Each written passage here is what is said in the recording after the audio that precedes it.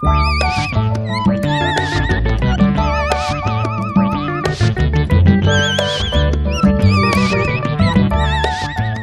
mouche a piqué ce Californien tranquille, au physique de cow-boy barbu, retiré des chorales, d'être le sculpteur de la lumière? James Turrell et ses copains de la côte ouest américaine, de Bob Irwin à Larry Bell, appartiennent à une génération pour laquelle la lumière a joué un rôle capital. Il est l'une des personnalités les plus originales de la seconde moitié du XXe siècle. Comme Yves Klein et son acte majeur du vide à la galerie Iris Clair en 1958.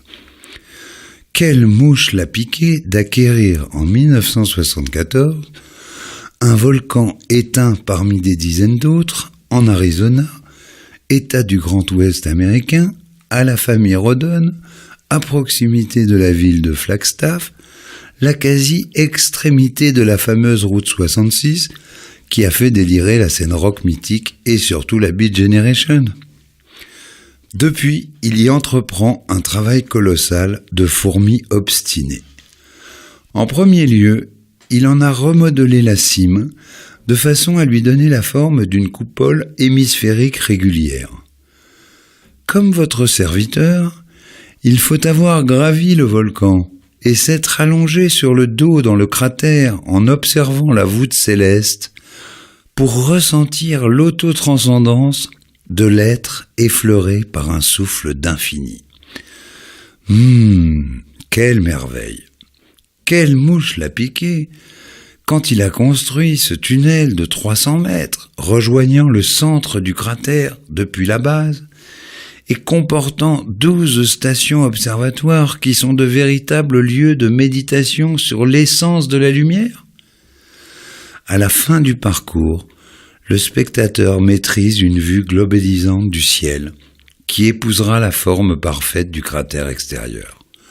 Le tunnel est orienté vers le nord absolu, de façon à recevoir dans son axe la lumière du soleil 2 fois par an, aux équinoxes, et celle de la lune 1 fois tous les 18 ans et demi.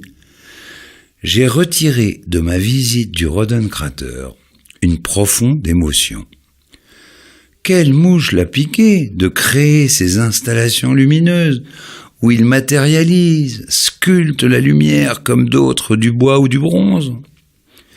Fer de lance de ce mouvement américain, l'art perceptuel, James Turrell ravit les privilégiés qui ont vécu en vrai son travail. Quelle mouche l'a piqué de créer cette piscine à Poitiers en 1992, Heavy Water, une piscine de 10 mètres sur 10 où, après l'enfilage d'un maillot de bain dessiné par l'artiste, l'on plongeait pour ressortir dans un cube de méditation avec une grande ouverture entre ciel et eau. Cette œuvre avait failli être remontée devant le palais de Tokyo à Paris pour fêter les 10 ans de cette grande maison, mais point de moyens. Point commun à tous les grands artistes, on ne saura jamais quelle mouche les a piqués.